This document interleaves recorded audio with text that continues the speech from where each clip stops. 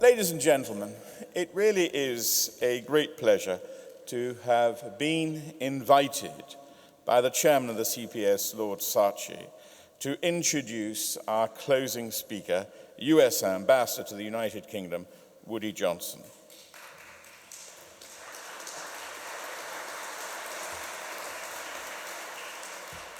Clearly a popular choice. I think they were clapping you rather than the fact that you're the closing speaker.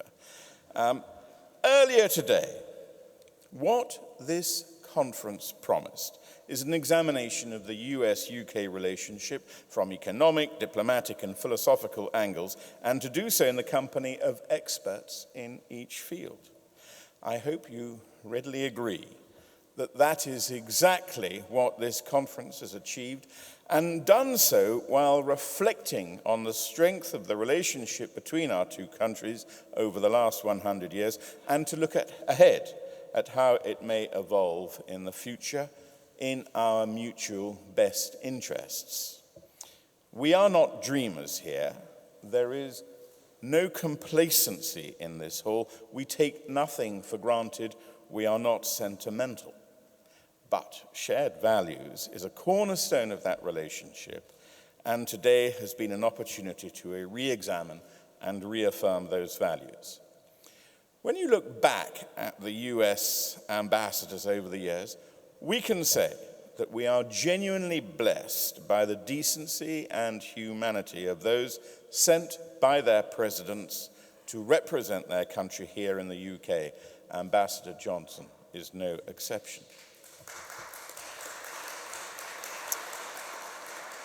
The great 19th century constitutionalist Walter Bagehot said, "An ambassador is not simply an agent, he's also a spectacle." What I believe he meant by spectacle is that an ambassador needs to be seen, to perform, and to fulfill his constitutional duty. Earlier this month, Her Majesty invited the President of the United States to a state visit. It could not have gone better. And so we all heard again the echo of the reason why our peoples find themselves so close, culturally, economically, and strategically. One of the reasons that visit went so well was the ability of Ambassador Johnson to steer matters gently along in just the right way and at just the right time. As the highest representative of the most powerful nation of the world, Ambassador Johnson has a very great burden of responsibility on his shoulders, one which he wears well and lightly. His informality hides a deeply serious servant of the people of the United States. His work here in the UK demonstrates how committed he is to an ever-deepening alliance. Mr. Ambassador, it is a great pleasure to welcome you here to this hall and to hear your words. You are most welcome, and from all of us, a very big welcome to Ambassador Woody Johnson.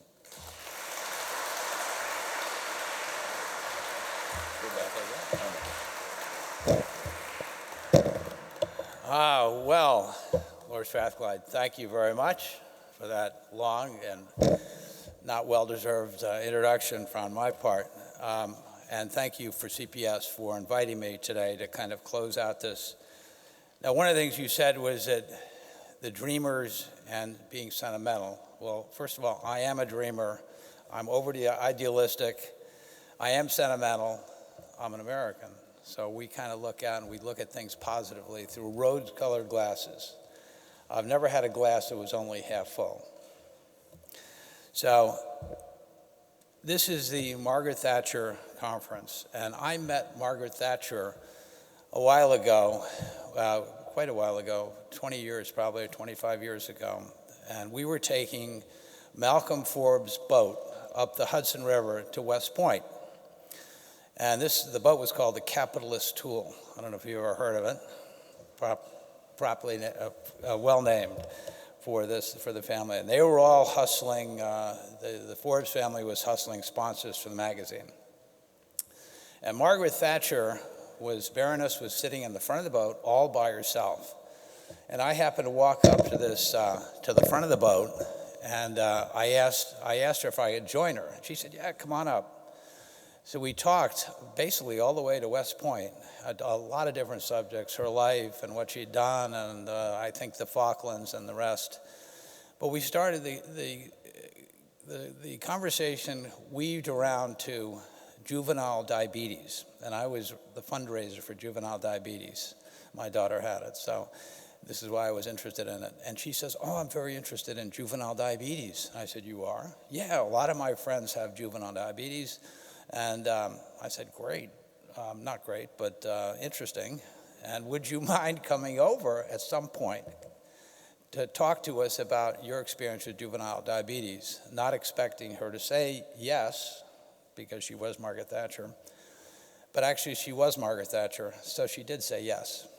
And she came over about 3 months later and talked to all of us about juvenile diabetes in a way that none of us had ever heard. 45 minutes, unlike myself. She didn't have any notes, and it was such a powerful speech that it changed really the face of juvenile diabetes and the millions of kids that have this in the country. Because when I went down to Washington to then ask for money, a lot of money, they had heard about this speech. And it was because Margaret Thatcher had given this, had spent the time to come over, that the funding for juvenile diabetes research went up dramatically. So she's a heroine of mine, and many people who have diabetes, and all Americans love Margaret Thatcher. She was always a true friend of the American people. She was kind of our kind of person. She was a forward thinker, in many ways a revolutionary. When Margaret Thatcher came to power, Britain was in a bad spot. 1979, inflation, stagnation. Britain there was labor problems, and Britain had to go to the IMF for a loan, which is not a good concept. When she arrived, she was not afraid of change. She embraced it. She rewrote the rules, and the country went from having difficulty into one of the most thriving countries in Europe. Margaret Thatcher just didn't change Britain. She changed the world.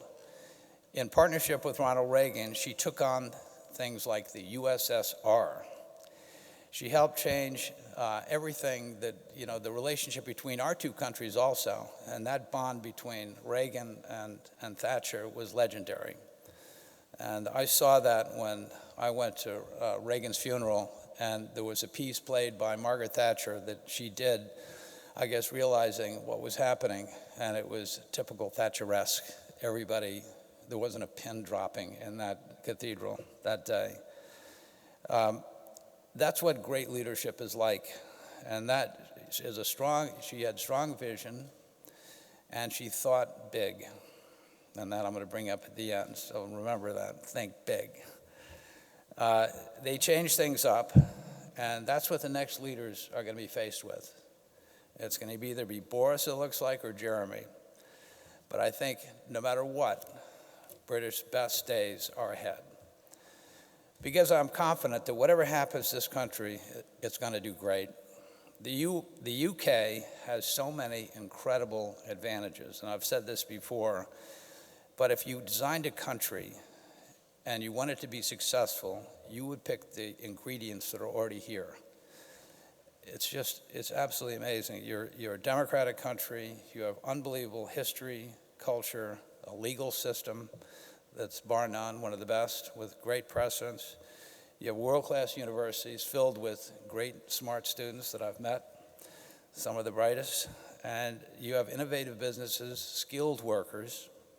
You have a strong and a professional military. I've gotten to know them. You can be very proud of them. And if you knew all the things that behind the scenes that I've seen, you would feel a lot more confident. I know I do, just seeing them. And also you have that great British accent, which works in New York. And it doesn't matter if it's Scottish, it could be Welsh, or it could be Irish. It doesn't matter. They all work really well. So what's missing in the equation? The answer is nothing. Britain does everything it needs to succeed. This is why this country's on the move. When I got here 22 months ago, the forecasts were bleak. All the predictions were greatly exaggerated. I could see they were greatly exaggerated also from an American outsider point of view. I didn't buy the doom and gloom, and I could look out of my new office at 9 Elms. We moved from Grosvenor to 9 Elms. The president wasn't happy about that because you can't beat Grosvenor Square. But as I looked out of this window, everywhere I looked, from left to right, and I have a pretty good view, there were cranes, there was construction. And if you count the crane count showed that something big was happening here. The world was not losing faith, and businesses were not losing faith. In fact, just the opposite. All I could see was the tremendous progress that was happening. The City of London is doing very well. It's a financial powerhouse, and it's not going anywhere. Cities like Birmingham that I've visited, I've been all over the country, Manchester, Oxford, Cambridge, Newcastle, Liverpool, Sheffield, Belfast, Glasgow, Cardiff, are all doing amazingly well. And you can just look at the downtown areas of all these cities, and they're thriving. I even went to the little island of Isla in the Hebrides, and they're doing well. So, okay, this is not limited. There's enthusiasm and success where I'm looking. Now, it's British enthusiasm, so it's not like American enthusiasm. It's a little bit less. But that's great news for the U.S. We have a special relationship with this country. You might be tired of hearing the term, but it's true. We invest more in each other, and you've heard this probably today, than any other of countries. We have roughly $1 trillion. That adds up, that's real money.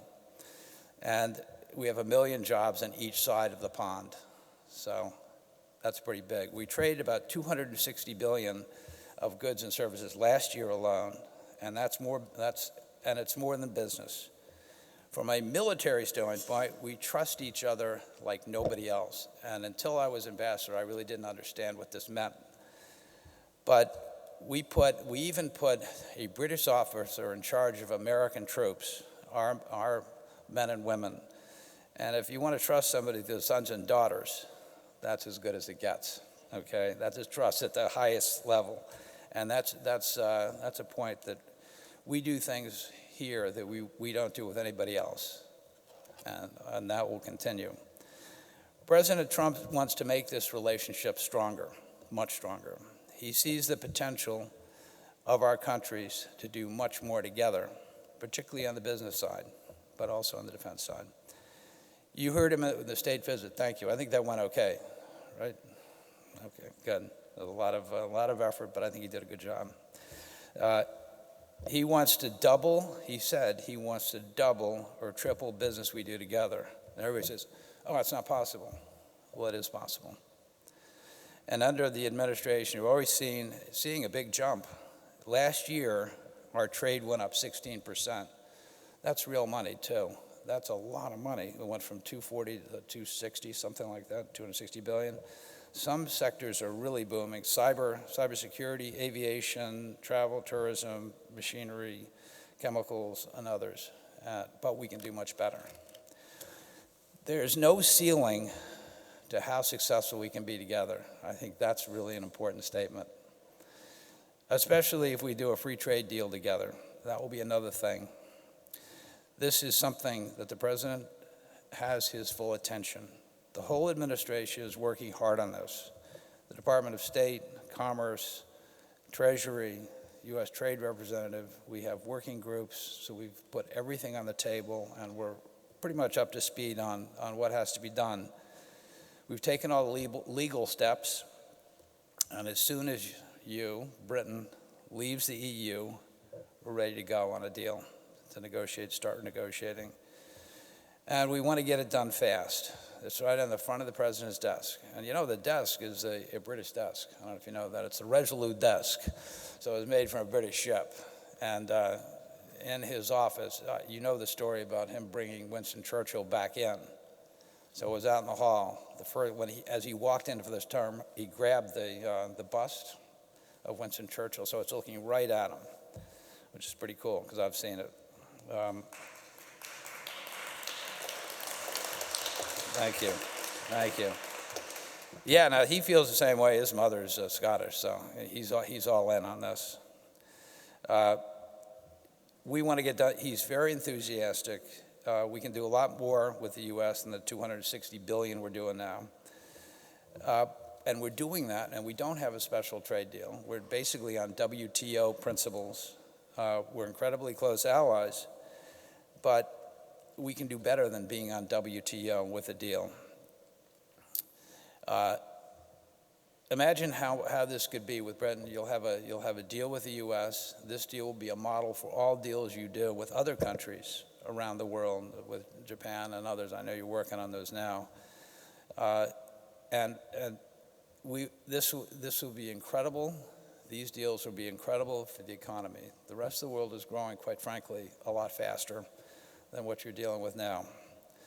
Free trade agreements matter. First, they help businesses.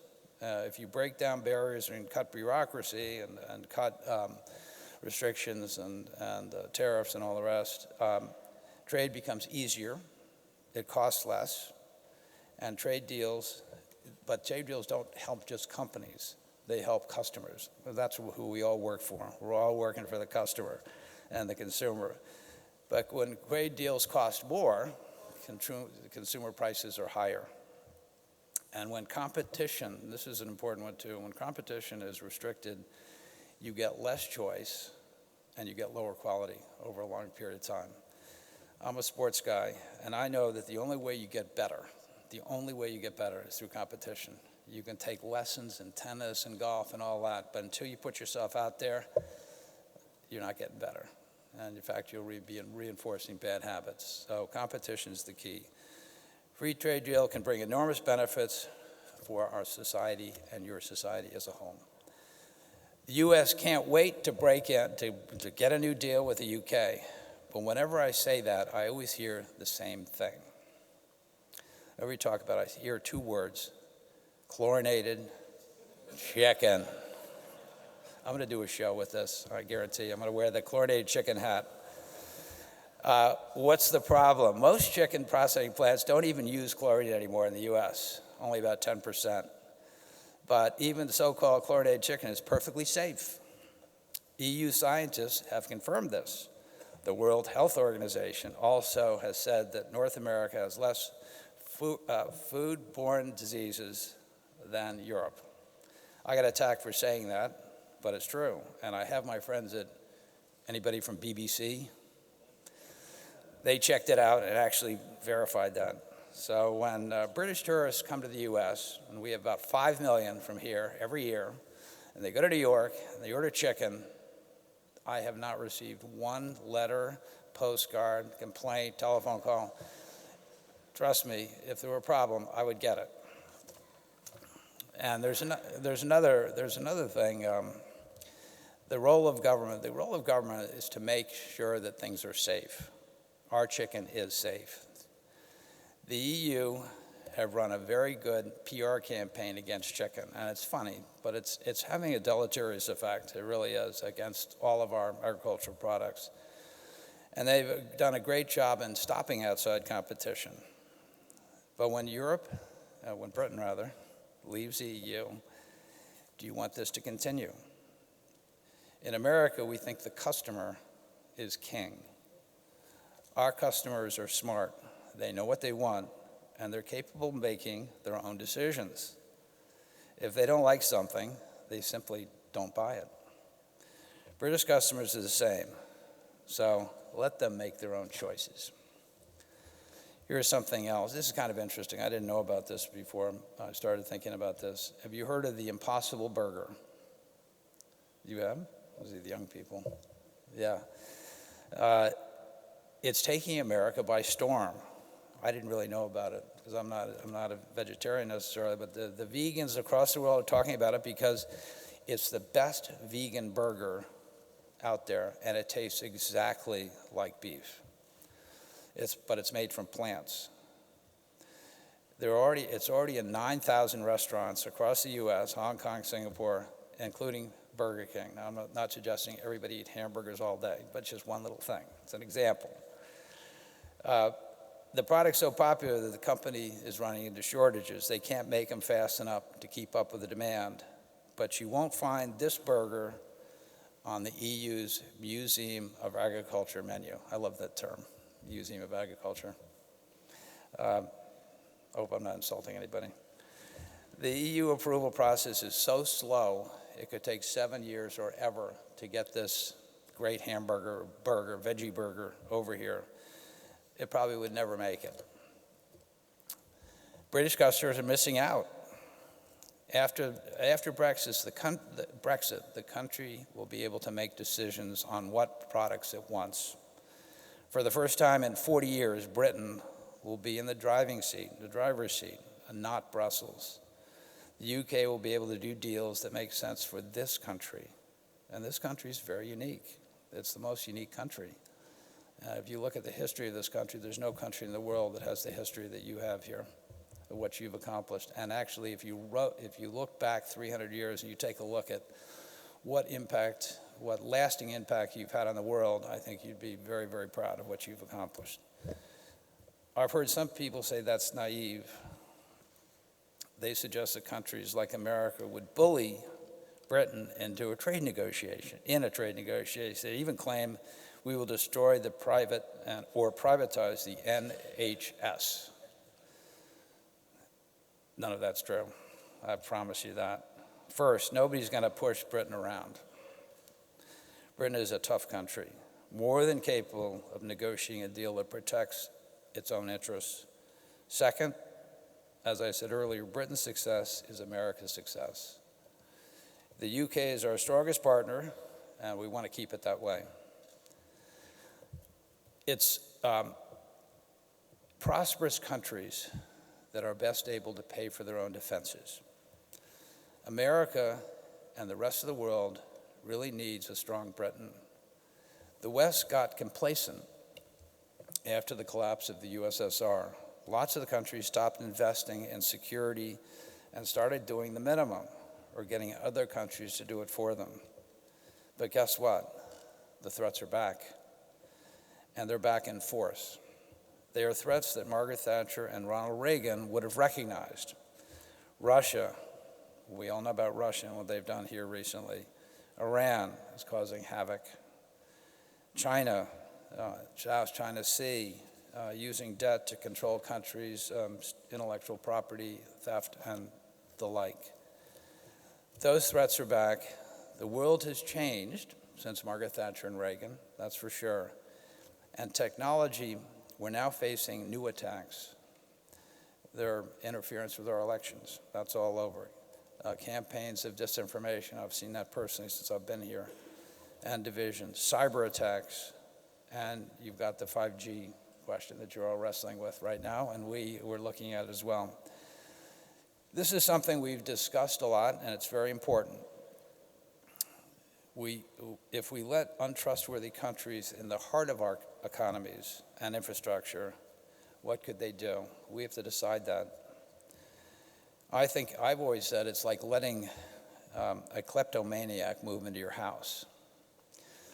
And then you've got to hire 3 people to follow him around all day and see how that works. That's not a very good situation. Maybe that's unfair in some ways, but I think it's one way to look at it. These are big threats that we face. And as countries of freedom and democracy, we need to be strong and we need to be united. We need this special relationship. It's imperative for both of us. And not just you're the smaller country and we're the big one. You're an equal country. You're an equal country, you're a sovereign nation, and you're extremely important to the free world. And we look to the future with confidence.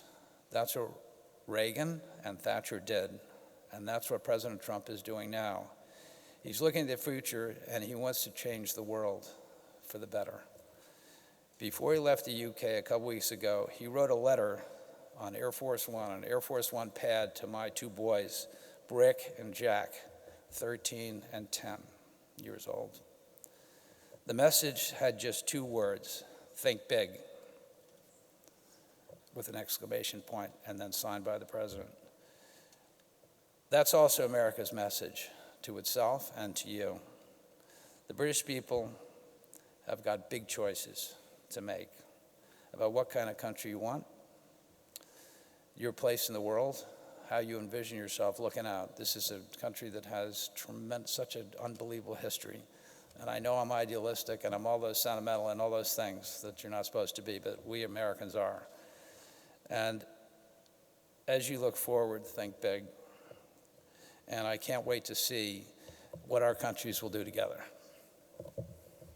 Thank you. Thank you.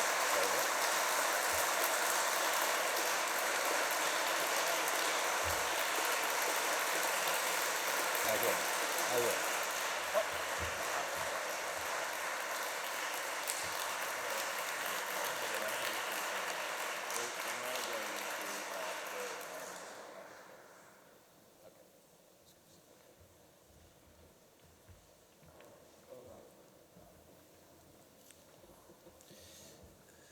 Thank you, ladies and gentlemen. And now, I hope now, Lord Strathclyde, the chairman of the Centre for Policy Studies, would like to close the event.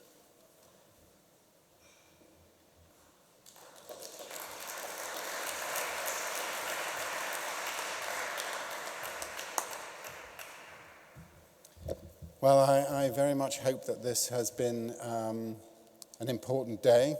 It's been a wonderful gathering from the point of view of the CPS. There is absolutely no doubt that Mrs. Thatcher, as you heard, looks down on all our works, and I'm sure she would approve of the concept that you've been hearing today about the relationship between Britain and America. I would like to thank you all. I will express thank yous to all our speakers and all our distinguished guests personally, but I'd like to thank you all very much for being here and to say what an honour and a tribute it is to the Centre for Policy Studies to see such a distinguished group here today. May I thank you all very much for being here.